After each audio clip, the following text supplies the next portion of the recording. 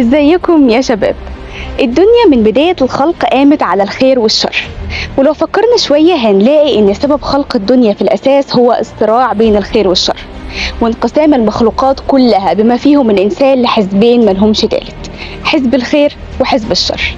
ومن ملاحظتي لحركة الحزبين دول من بداية الخلق انه دايما وللأسف حركة حزب الشر بتكون سريعة جدا وانتشارها بيكون بمنتهى السهولة، في حين ان حركة حزب الخير بتكون بطيئة جدا وانتشارها في المقابل بيكون بمنتهى الصعوبة.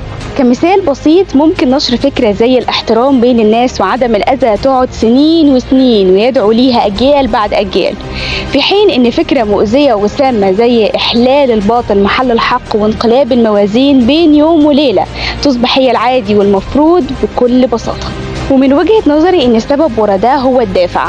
مش كتير من الناس عندهم استعداد يقفوا في ظهر الخير ويدعموه، بس لا حصر للناس اللي عندهم استعداد يقفوا في ظهر الشر ويكبروه وينشروه بين الناس إلا من رحم ربي. وهو ده بالظبط اللي شفناه مع أشخاص ليس لهم أي أهمية زي رؤساء حركة الأفروسنتريك، مجرد أشخاص طامسين للحق مظهرين للباطل من وجهة نظرهم، اللي ما كانش هيبقى ليها أي أهمية ولا أي صوت لولا ظهور المدافعين عن الباطل. الحشد اللي قال عنهم ربنا سبحانه وتعالى في كتابه المنافقين، واللي بيبقى ليهم عذاب عند ربنا أكبر من عذاب فاعل الشر نفسه.